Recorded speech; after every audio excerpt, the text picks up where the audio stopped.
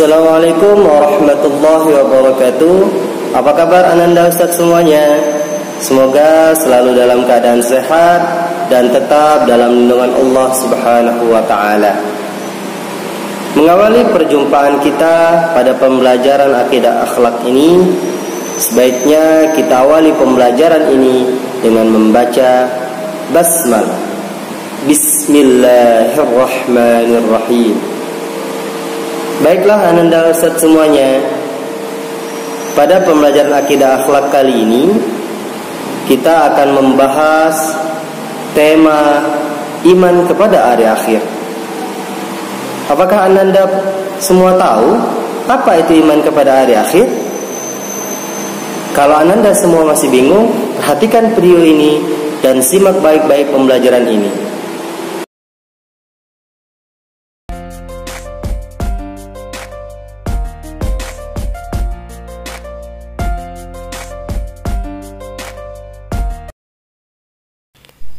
Baik Ananda semua, Ustadz akan menjelaskan tentang tujuan pembelajaran kita pada tema iman kepada hari akhir. Tujuan pembelajaran kita ialah menjelaskan pengertian beriman kepada hari akhir, kemudian menunjukkan dalil-dalil tentang hari akhir, dan yang ketiga menjelaskan tanda-tanda hari akhir.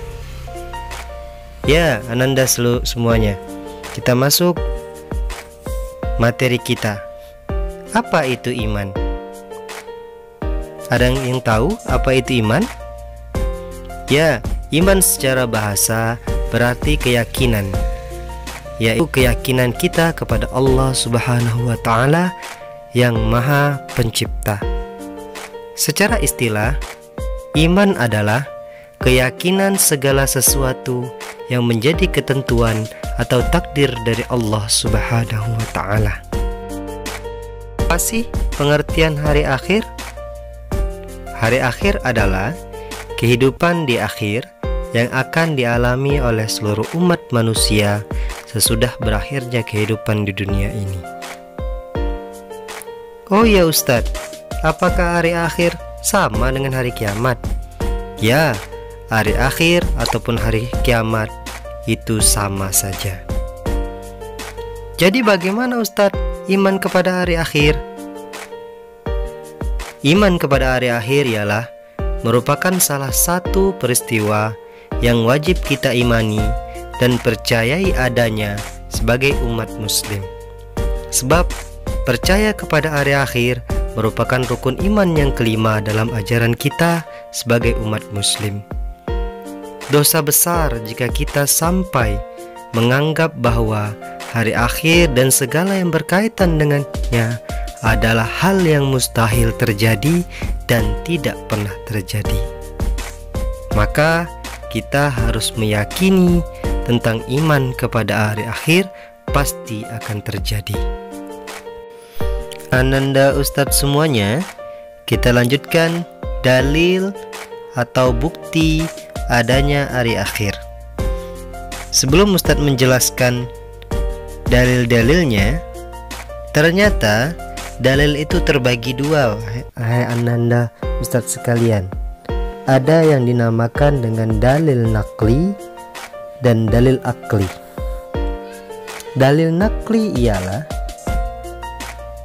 dalil atau bukti yang berdasarkan akal pikiran manusia, yaitu bisa dicontohkan dengan gejala-gejala alam. Apa saja gejala-gejala alam? Gejala-gejala alam bisa seperti gempa bumi, letusan gunung berapi, dan lain sebagainya. Sedangkan dalil nakli adalah dalil ataupun bukti yang berdasarkan Al-Quran dan hadis, sebagaimana dijelaskan di dalam Al-Quran surah Al-Zalzalah mulai dari ayat 1 sampai ayat 6, yang mana dijelaskan di sana berkaitan tentang goncangan bumi yang sangat dahsyat, dan juga dijelaskan di dalam surah Al-Haqqah, surah Al-Qari'ah, serta dijelaskan juga di surah Al-A'raf berkaitan tentang banyaknya manusia yang tidak percaya tentang hari akhir, maka Allah jelaskan di dalam surah Al-A'raf, dan masih banyak dalil-dalil berkaitan tentang hari akhir. Tanda-tanda datangnya hari akhir, atau bisa disebut dengan hari kiamat. Hari kiamat terbagi dua, ada kiamat sugro dan ada kiamat kubro. Tanda-tanda kiamat sugro ialah ilmu agama diangkat oleh Allah Subhanahu wa ta'ala. Maksudnya ialah ilmu agama sudah tidak diperhatikan lagi karena dianggap tidak penting, bahkan kian lama akan hilang dikarenakan semua orang telah melecehkannya atau tidak peduli lagi dengan yang namanya pendidikan agama. Kemudian kebodohan mewabah di mana-mana, perzinaan merajalela di mana-mana, semua jenis minuman keras dijual bebas, jumlah laki-laki lebih sedikit dibandingkan perempuan, jumlah perempuan pun kian banyak melebihi daripada laki-laki.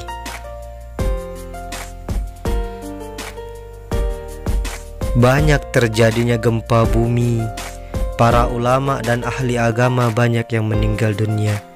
Itulah tanda-tanda kiamat sugro.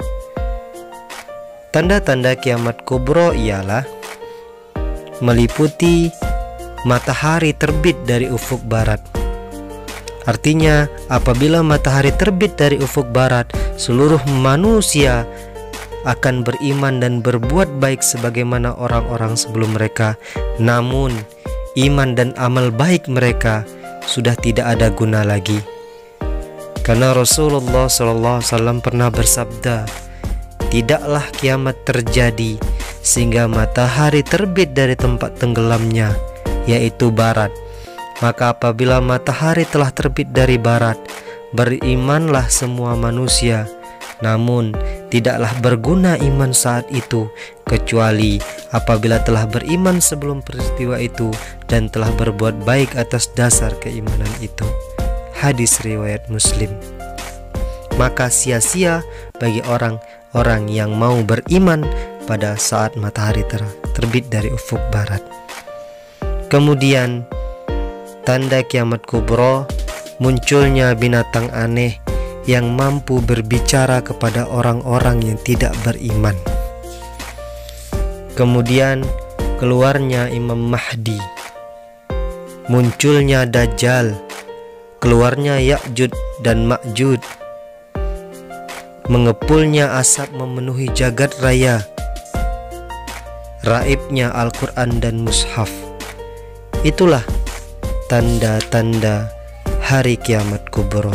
Alhamdulillah, ananda Ustadz semuanya, kita telah selesai mempelajari tema iman kepada hari akhir, yang mana dapat kita ambil pelajaran ialah hari akhir merupakan salah satu peristiwa yang wajib kita imani dan kita percayai. Bagi orang yang tidak percaya dengan iman kepada hari akhir, maka dia tergolong orang-orang yang berdosa besar. Sebagaimana dijelaskan di dalam dalil-dalilnya tadi, ada tertera di dalam surah Az-Zalzalah, surah Al-Qari'ah, dan juga ada dijelaskan di dalam surah Al-A'raf dan surah-surah lainnya. Dan kita juga telah mempelajari tentang tanda-tanda hari kiamat, baik berkenaan tentang kiamat sugro maupun kiamat kubro. Kiamat sugro atau bisa disebut dengan kiamat kecil meliputi tanda-tandanya ialah diangkatnya oleh Allah ilmu agama, kebodohan merajalela di dunia ini, perzinaan di mana-mana, semua jenis minuman yang diharamkan dijual dengan bebasnya, jumlah laki-laki lebih sedikit daripada jumlah perempuan, dan sebaliknya jumlah perempuan lebih banyak daripada laki-laki. Inilah sebahagian tanda-tanda kiamat sugro. Kiamat kubra meliputi tentang matahari terbit dari ufuk barat, yang mana kalau matahari sudah terbit dari sana, maka tidak ada permohonan maaf lagi ataupun ampunan dari Allah Subhanahu wa ta'ala.